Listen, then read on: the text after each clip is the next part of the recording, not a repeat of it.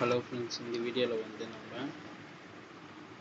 Anti ஹைப்பர்லிபிடமிக் drugs அப்படின்னு தான் பார்க்குறோம். இது வந்து நமக்கு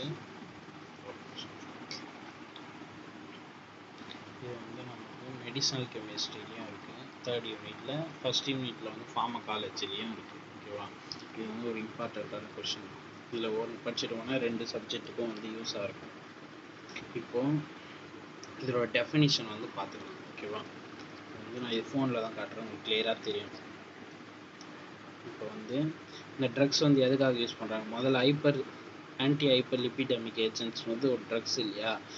இந்த ஹைப்பர்லிபிடமிக்கு தான் தர ட்ரக் தான் இந்த ட்ரக். இப்போ ஹைப்பர்னா இது லிபிடமிக்னா லிபிட் லெவல் வந்து அதிகமாக இருக்கிறது தான் ஹைப்பர்லிபிடமிக்னு சொல்கிறோம். அந்த லிபிட் லெவலை வந்து குறைக்கிறதுக்காக கொடுக்குற ட்ரக் தான் வந்து ஆன்டி லிபிடமிக் ஏஜென்ட்ஸ். ஓகே, சரி, முதல்ல லிபிட் லெவல் அதிகமாக இருந்தால் நான் பிரச்சனை வரும் அப்படி இப்படின்னு நிறைய இருக்கும். அதெல்லாம் வந்து நம்ம எப்படி பார்க்கணும்னா, ஃபஸ்ட்டு லிப்பிட்னா என்னது அப்படின்னு பார்க்கணும் இல்லையா? லிப்பிடுன்றது வந்து நம்ம உடம்புல ஃபார்ம் ஆகிற ஒரு 3 இது ஓகேவா, கொலஸ்ட்ராலு, ட்ரைக்ளிசரைட்ஸு, பாஸ்போலிபரைட்ஸ், இது 3 தான் வந்து லிப்பிட்ஸ்ன்னு சொல்கிறாங்க. இப்போ வந்து இந்த கொலஸ்ட்ரால்ன்றது வந்து சிந்தசிஸ் ஆஃப் பைல் ஆசிட். இந்த கொலஸ்ட்ரால் நம்ம வந்து உடம்புல வந்து இருக்கணும் தான், ஆனால் லிமிட்டாக இருக்கணும். ஏன்னா கொலஸ்ட்ரால் வந்து பைல் ஆசிடை வந்து செக்ரீஷன் பண்ணும். பைல் ஆசிட் எதுக்கு? லிவரில் வந்து இருக்கும். இது வந்து எதுக்காக? ஃபுட்டை வந்து டைஜஷன் பண்ணுறதுக்கு அந்த கேஸ்ட்ரிக் ஆசிட்லாம் இருக்கும். அது மாதிரி பைல் ஆசிடும் வந்து ரீஅப்சார்ப்ஷன், அப்சார்ப்ஷன், அந்த மாதிரி மெனி இதுக்கு வந்து யூஸ் ஆகுது. ஓகேவா, இதுக்காக பைல் ஆசிடும் யூஸ் ஆகுது. அதனால கொலஸ்ட்ரால் வந்து நம்ம உடம்புல வந்து இருக்கணும், ஆனால் வந்து லிமிட்டாக இருக்கணும். இதுவே வந்து அளவுக்கு மீறி அதிகமானால் தான் நமக்கு வந்து இந்த ஹைப்பர்லிபிடமிக் ட்ரக்ஸ் வந்து வருது. ஓகேவா, இப்போ இதுதான் வந்து லிப்பிடு. இப்போ லிப்பிட்னா என்னன்னு தெரிஞ்சிச்சு இல்லையா? இப்போ வந்து நம்ம முதல்ல இருந்து வரலாம்.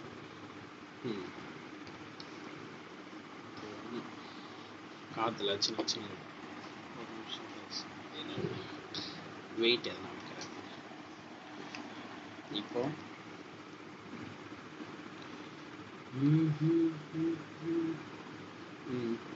ஹைப்பர்லிபிடமிக் நம்ம உடம்புல இருந்தால் நமக்கு வந்தால் வச்சுக்கிங்களேன், நமக்கு ஹார்ட் அட்டாக் வர சான்ஸ் இருக்குது, ஸ்ட்ரோக் வரதுக்கு சான்ஸ் இருக்குது. ஏன்னா இது ஏன் இது மாதிரி ஆகுது அப்படின்னு பார்த்தோம்னா, இப்போ நமக்கு ஒரு நிமிஷம் அப்படியே. இப்போ இந்த ரெட் கலரில் இருக்கிற கோடு இருக்கு இல்லையா, இதான் பிளட் வெசல்ஸ், ரத்த குழாய். இதில் வந்து பிளட் வந்து போயிட்டு வந்துட்டு இருக்கும். இந்த நடுவில் கருப்பு கலர் இருக்குது, அந்த இடம் வந்து கொலஸ்ட்ரால். ஓகேவா, அந்த இடம் வந்து லிப்பிடு வந்து ஃபார்ம் ஆகிடுறவாச்சு. இப்போ பிளட்டு போகிற இடம் வந்து சின்னதாகிடுது. அப்போ வந்து ப்ரெஷர் வந்து அதிகமாகுது. அப்போ பிளட் வந்து நமக்கு சிஹெச்எஃப் வர சான்ஸ் இருக்குது, கொரோனரி ஆர்டரி டிசீஸ் வரும். இது வந்தால் இந்த கொரோனரி ஆர்டரி டிசீஸ் வந்தாலே நமக்கு வந்து எக்கச்சக்கமான டிசீஸ்லாம் வந்து காசு ஆகும். Stroke, heart failure, heart attack, hypertension, அது மாதிரி எக்கச்சக்கமாக வரும். அதனால வந்து இந்த கொலஸ்ட்ரால் வந்து இந்த மாதிரி ஃபார்ம் ஆகிடும். அதுக்காக தான் இந்த கொலஸ்ட்ரால் அழிக்கிறதுக்கு தான் நம்ம ஆன்டி ஹைப்பர்லிபிடமிக் ட்ரக்ஸை வந்து தரோம். ஓகேவா, இல்லை மோஸ்ட்டாக கொலஸ்ட்ரால் வந்தால் நம்ம பாடி வந்து ஓவர் வெயிட் ஆகிடும், ஒபிசிட்டி வரும், ஸ்ட்ரெஸ்ஸு, டயட்டு, அந்த மாதிரிலாம் இருக்கும், காசு பண்ணணும் இல்லையா? ஓகேவா, இது இப்போ அடுத்தது நான் சொன்னேன் இல்லையா, அந்த ஹார்ட் அட்டாக் அதெல்லாம் காசு பண்ணணும், அதெல்லாம் கீழே இருக்குது. இப்போ லிப்பிட்ஸ்னால் நம்ம ஆல்ரெடி என்னான்னு பார்த்தாச்சு. ஒரு இம்பார்ட்டண்ட் லிப்பிட்ஸ் வந்து நம்ம உடம்புக்கு வந்து ரொம்ப இம்பார்ட்டண்ட்டு. ஏன்னா அதுதான் வந்து பைல் ஆசிட் அது இதுன்னு வந்து செக்ரீஷனுக்கு வந்து அப்படின்னு சொல்லியாச்சு. இப்போ வந்து நம்ம என்ன பார்க்க போகிறோம்னா, இந்த லிப்பிட்ஸே வந்து நம்ம உடம்புல வந்து என்ன ஆகுதுன்னா, இன்சாலிபிள் இன் பிளட் பிளாசம் தே டிரான்ஸ்போர்ட்.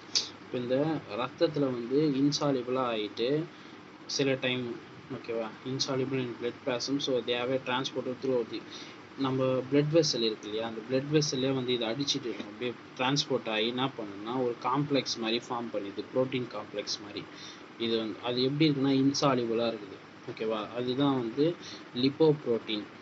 ஓகேவா, லிப்போ ப்ரோட்டீன் சொல்கிறாங்க. இந்த மாதிரி காம்ப்ளெக்ஸ் போய் இந்த லிப்பிட்ஸ் எல்லாம் வந்து பிளட்டில் பிளாஸ்மாவில் அடிச்சுட்டு போயிட்டு ஒரு இடத்துல வந்து காம்ப்ளெக்ஸ் மாதிரி உருண்டையாக ஃபார்ம் ஆகிடும். ஓகேவா, அதுதான் லிப்போ ப்ரோட்டீன் சொல்கிறாங்க. அந்த ஃபார்ம் ஆகிட்டது லிப்போ ப்ரோட்டீனை வந்து 4 டைப்ஸ் சொல்கிறாங்க. ஓகேவா, லிப்போ ப்ரோட்டீன்னா முதல்ல என்ன அதுன்னா, இந்த கொலஸ்ட்ராலும் வந்து ட்ரைக்ளிசரைட்ஸும் சேர்றது தான் lipo protein.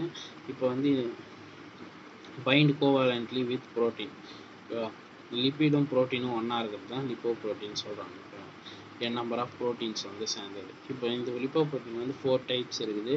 கைலோ மைக்ரான்ஸு, very low density lipoprotein, low density lipoprotein, high density lipoprotein. ஓகேவா? இப்போ இதில் நீங்கள் தெரிஞ்சுக்க வேண்டிய விஷயம் என்னென்னா, very low density lipoprotein, low density இது ரெண்டுமே வந்து பேட் கொலஸ்ட்ரால்னு சொல்லுவாங்க. இது வந்து ஹை டென்சிட்டி லிப்போப்ரோட்டீன் வந்து குட் கொலஸ்ட்ரால் சொல்லுவாங்க. ஓகேவா? இப்போதைக்கு இது தெரிஞ்சிக்கினா போதும், இதை பற்றி டீப்பாக ஒன்றும் தேவையில்லை இப்போதைக்கு. இப்போ வந்து நம்ம நான் டெஃபினிஷன், அதோட டைப்ஸ், எப்படி லிப்பிட்ஸ் எப்படி வருது, அதோட இதுவெல்லாம் பார்த்தாச்சு. ட்ரைக்ளிசரைட்ஸ்னால் ஃப்ரீ ஃபேட், கிளிசராலும் ஃப்ரீ ஃபேட்டி ஆசிடும் சேர்ந்து பாடிக்கு வந்து எனர்ஜி வந்து ப்ரொடியூஸ் பண்ணுது. இது மாதிரியான லிப்பிட்ஸ் எல்லாம் வந்து யூஸ் ஆகுது. ஓகேவா? இப்போ லிப்பிட்ஸ் என்னென்னு பார்த்தாச்சு, இது என்னத்துக்கான ட்ரக்ஸ்ன்னு பார்த்தாச்சு. இப்போ இந்த ட்ரக்ஸ் வந்து என்னென்ன தராங்க ஹைப்பர் லிப்பிடமிக்னு கிளாசிஃபிகேஷன் வந்து பார்க்கலாம். இப்போது இதுக்கப்புறம் தான் வந்து கிளாசிஃபிகேஷன் ஆகும். HMG கொயரெடக்டஸ் இன்ஹிபிட்டர்ஸ், லாவாஸ்டாட்டின், சிம்வாஸ்டாட்டின், பார்வாஸ்டாட்டின், இதெல்லாம் தெரியும் இல்லையா? ஸ்டாட்டின் இதெல்லாம் HMG கொயரெடக்டஸ்.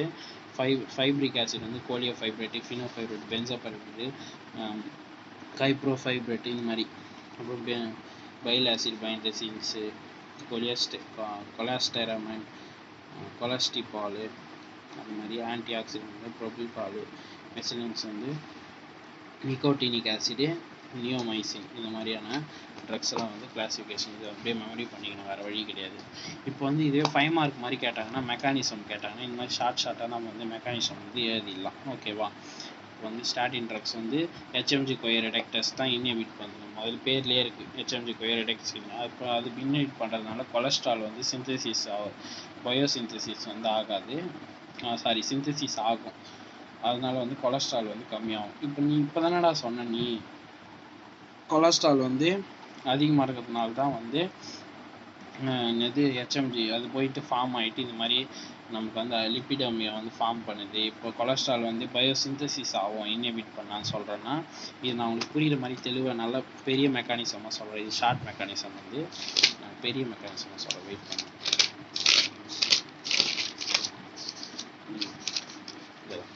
இப்போ இந்த HMG இது கொஞ்சம் குழப்பம், நல்லா கவனிச்சாங்க புரியும். ஓகே, நல்லா கவனிங்க. கொலஸ்ட்ரால் லெவல் வந்து நம்ம உடம்புல வந்து இப்போது in our body cholesterol level increases that HMG CoA reductase inhibitor வந்து தரோம். இப்போ வந்து ஸ்டாட்டின் ட்ரக்ஸ் HMG கொயரெடக்டஸ் தான் ஸ்டாட்டின் ட்ரக்ஸ் எல்லாம். அந்த ட்ரக் வந்து நம்ம இப்போ உடம்பு பாடியில் வந்து தரோம். இது என்ன பண்ணுதுன்னா HMG கொயரெடக்டஸ் வந்து இன்ஹிபிட் பண்ணிது. ஓகேவா? இது இன்ஹிபிட்னால ஆனதுனால என்ன ஆகுதுன்னா மெவாலோனிக் ஆசிட் வந்து ரெடியூஸ் ஆகிடுது. அப்புறம் கொலஸ்ட்ரால் லெவல் வந்து டிக்ரீஸ் ஆகிடுது. நல்லா கவனிங்க. ஓகேவா? இப்போ கொலஸ்ட்ரால் லெவல் வந்து டிக்ரீஸ் ஆகிடுச்சு நம்ம உடம்புல. இப்போ நம்ம பாடி என்ன ஆகுதுன்னா, இப்போது எங்கே டிக்ரீஸ் ஆகுதுன்னா லிவரில் தான் டிக்ரீஸ் ஆகும் இது கொலஸ்ட்ரால் லெவல். ஓகே, இதெல்லாம் லிவரில் தான் நடக்கிறது. இப்போ கொலஸ்ட்ரால் லெவல் வந்து டிக்ரீஸ் ஆகிடுது. இப்போ லிவர்னா ஆச்சுன்னா வந்து கொலஸ்ட்ரால் லெவலை வந்து இது நான் ஒரு பாயிண்ட் இங்கே விட்டுட்ருப்பேன். இந்த பாயிண்ட் என்ன பாயிண்ட் இங்கே வரும்னா, liver senses the bile acid concentration லெஸ்ன்னு இருக்கு இல்லையா? அதே மாதிரி இந்த இடத்துல என்ன வரும்னா, இந்த liver senses the cholesterol level is decrease. அதாவது லிவர் வந்து உணர்ந்துச்சு நம்ம லிவரில் வந்து கொலஸ்ட்ரால் நம்மக்கிட்ட கொலஸ்ட்ரால் லெவல் வந்து இந்த மாதிரி டிக்ரீஸ் ஆகிடுச்சு, இந்த ட்ரக்கை கொடுத்து டிக்ரீஸ் பண்ணிட்டாங்க அப்படின்னு வந்து லிவர் வந்து சென்ஸ் பண்ணிச்சு. அதனால இந்த லிவர் என்ன பண்ணுதுன்னா ஆக்டிவேட் தி LDLR, அந்த பாயிண்ட் தான் நான் சொன்னேன் விட்டுட்டேன்னு. இப்போ ஆக்டிவேட் தி LDLR வந்து ஆக்டிவேட். LDLRனா லோ டென்சிட்டி லிப்போப்ரோட்டீன் ரெசெப்டார். ஓகேவா? இந்த ரெசெப்டார் வந்து ஆக்டிவேட் பண்ணிடுது. ஏன்னா கொலஸ்ட்ரால் லெவல் வந்து கம்மி ஆயிடுச்சு இல்லையா? இந்த LDRலாம் வந்து தான் கொலஸ்ட்ராலை வந்து சிந்தசிஸ் பண்ணுற ஒரு இது. இப்போ LDR கம்மி ஆகிட்டோன்னே என்ன ஆகுதுன்னா, இப்போது LDL வந்து நம்ம பிளட்டில் வந்து இருக்கும். ஓகேவா? இந்த LDL வந்து நம்ம பிளட்டில் இருக்கிறதுனால தான், நல்லா கவனிச்சுக்கணும், இந்த பிளட்டில் வந்து LDL இருக்கிறதுனால தான் நமக்கு ஹைப்பர் லிப்பிடமிக் வந்து வருது. ஓகேவா? ஏன்னா பிளட்டு வந்து ஃப்ளோ ஆகிட்டு இருக்கும். இந்த LDL போயிட்டு இங்கே ஃபார்ம் ஆகிறதுனால பிளட்டு வந்து இப்படி போக முடியாது. ஏன்னா இங்கே சின்னதாகிடுச்சு இல்லையா வழி. அதனால் இப்போ இந்த LDL தான் நம்ம என்ன பண்ணுறோம், வெளியே எடுக்கிறதுக்காக என்ன பண்ணுறோம், இந்த LDLR வந்து ஆக்டிவேட் ஆகிடுச்சு. இப்போ இந்த LDL வந்து நம்ம வந்து வெளியே வந்துடுது, பிளட்லேருந்து வெளியே வந்துட்டு நம்ம இந்த லிவரில் வந்து LDLR வந்து இருக்கு இல்லையா, அது கூட போயிட்டு இந்த ரெசெப்டார் வந்து இருக்கும். இப்படி அது கூட வந்து இப்படி போய் பைண்ட் ஆகிடுது. ஓகேவா? இங்கே இருக்கிற இதெல்லாம் வந்து இந்த மாதிரி ரெசெப்டார் கூட வந்து பைண்ட் ஆகிடுதுனால இந்த இடம் வந்து பிளட் வெசல் வந்து இப்போ நல்லா ஃப்ரீ ஆயிடுச்சு. ஓகேவா? அப்போ வந்து என்ன ஆகுதுன்னா எல்டிஎல் வந்து என்ன ஆகுது, போய் பைண்ட் ஆயிடுது இல்லையா, பைண்ட் வித் எல்டிஎல்ஆர். இப்போ லிவர் செல்லில் என்ன நடக்குதுன்னா, எல்டிஆர் வந்து பைண்ட் ஆகிட்ட உடனே, இந்த இடம் பைண்ட் ஆகிட்ட உடனே என்ன ஆகுதுன்னா, இப்போ இந்த செல்லுக்குள்ளே நடக்குது, இது செல்லு ஓகேவா, இந்த செல்லுக்குள்ளே வந்து என்ன நடக்குதுன்னா, இதுதான் ஹெப்பாட்டிக் செல்லுன்னு சொல்லுவாங்க, லிவரில் இருக்கிற செல் இது. இது ஹெச்எம்ஜி கொய்யை வந்து ரிடக்டஸ் வந்து திரும்ப ஃபார்ம் ஆகிடுது ஓகேவா. அப்புறம் மேல்வனிக் ஆசிட் வந்து திரும்ப இன்க்ரீஸ் ஆகுது, கொலஸ்ட்ரால் வந்து சிந்தசிஸ் ஆகுது. இந்த கொலஸ்ட்ரால் வந்து நம்ம வந்து பிளட்டுக்குள்ளே போகல, நல்லா கவனிச்சுங்க, இந்த கொலஸ்ட்ரால் வந்து பிளட்டுக்குள்ளே போகல, நம்ம பிளட்டுக்குள்ளே இருந்த கொலஸ்ட்ராலை தான் நம்ம வெளியே எடுக்கிறதுக்காக தான் இந்த ட்ரக்கை வந்து கொடுத்து திரும்ப அதை வெளியே எடுத்து திரும்ப அப்போ தான் கொலஸ்ட்ரால் வந்து கம்மி ஆயிடுச்சுன்னு சொல்லிட்டு இதை ஆக்டிவேட் பண்ணதுனால தான் இப்போ பிளட்டில் இருக்கிற கொலஸ்ட்ராலை தான் நம்ம வெளியே எடுக்க போகிறோம். இப்போ கொலஸ்ட்ரால் வந்து சிந்தசிஸ் ஆயிடுச்சு இல்லையா புதுசாக, இதோட முடிஞ்சிச்சு. இப்போ நம்ம என்ன பண்ணிச்சோம், இந்த எல்டிஎல்லை வந்து பிளட்லேருந்து வெளியே எடுத்துட்டோம் இல்லையா, வெளியே எடுத்துட்டோம், இது பிளட் வந்து ஃப்ரீ ஆயிடுச்சு. அதனாலனா இப்போது எல்டிஎல் லெவல் வந்து reduced in blood plasma. Blood பிளாஸ்மானா இதுதான் நான் சொன்னேன் இல்லையா, பிளட் வெசலில் வந்து அது வெளியே வந்து ஃப்ரீ ஆயிடுச்சு. இப்போ இந்த பிளட் பிளாஸ்மாவில் எல்டிஎல் லெவல் வந்து இல்லை, அதனால் வந்து கொலஸ்ட்ரால் ஹைப்பர்லிபிடெமியா வந்து நமக்கு கண்ட்ரோல் பண்ணிட்டோம். இதுதான் வந்து மெக்கானிசமு. நல்லா புரிஞ்சிருக்குன்னு, புரியலனா இன்னொரு வாட்டி பார்த்தீங்கன்னா புரிஞ்சிடும். அவ்வளோதான். அடுத்த மெக்கானிசம், அடுத்த கிளாசிஃபிகேஷனாக கொலஸ்டிரமைன் பார்த்துருப்போம். இது எதுன்னா பைல் ஆசிட்னு பார்த்துருப்போம்.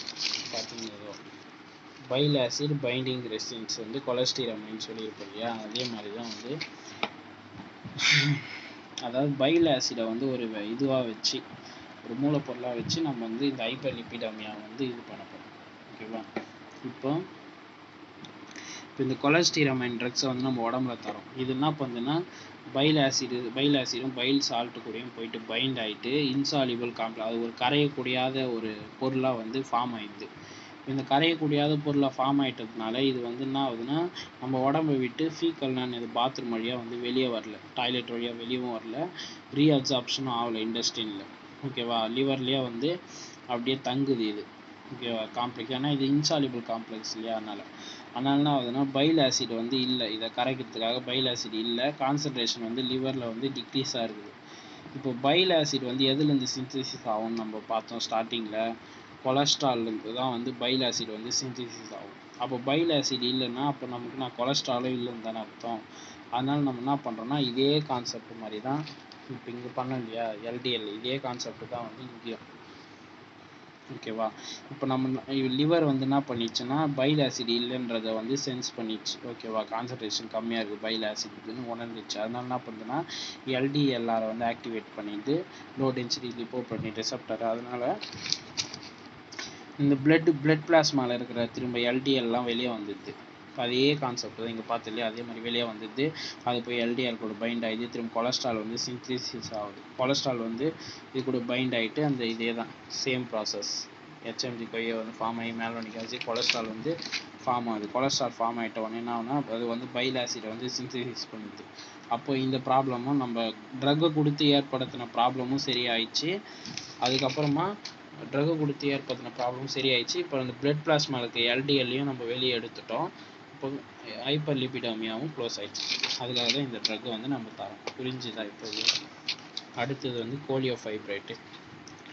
கோலியோஃபைப்ரேட் வந்து ஈஸி தான். இது வந்து ஃபைப்ரேட் ட்ரக்கு, ஃபைப்ரிக் ட்ரக்ஸ் இது ஓகேவா. இதோட மெக்கானிசம் வந்து கோலியோஃபைப்ரேட் ட்ரக்ஸ் வந்து என்ன பண்ணணும்னா லிவர் கூட போயிட்டு பைண்ட் ஆயிடுது ஓகேவா. இந்த ட்ரக்கு போய் பைண்ட் ஆகிட்டு பிபிஆரை வந்து ஆக்டிவேட் பண்ணிடுது. பிபிஆர்பின்னா என்னன்னா இங்கே இருப்பாங்க ப்ராக்சிசோம் ப்ரோலிஃபெரேட்டரி ஆக்டிவேட்டர் ரிசெப்டார் ஓகேவா. இதை ஆக்டிவேட் பண்ணுறதுனால என்ன ஆகுதுன்னா நியூக்ளியர் ரிசெப்டார் மெம்பரைன் வந்து நியூக்ளியர் ரிசெப்டார் மெம்பரைனில் தான் இந்த ரிசெப்டார் வந்து ப்ரெசென்ட் ஆகிருக்கு ஓகேவா. After activation of PPRP increase the lipoprotein lipase enzyme.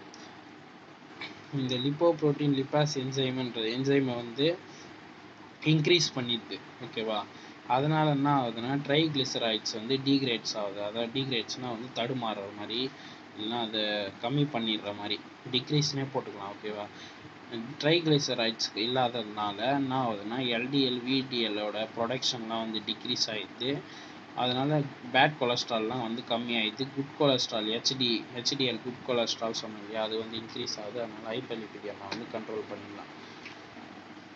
அவ்வளோதான் ஃப்ரெண்ட்ஸ், ஹைப்பர்லிபிடெமியா ஈஸியாக உங்களுக்கு புரிஞ்சிருக்குன்னு நினைக்கிறேன்.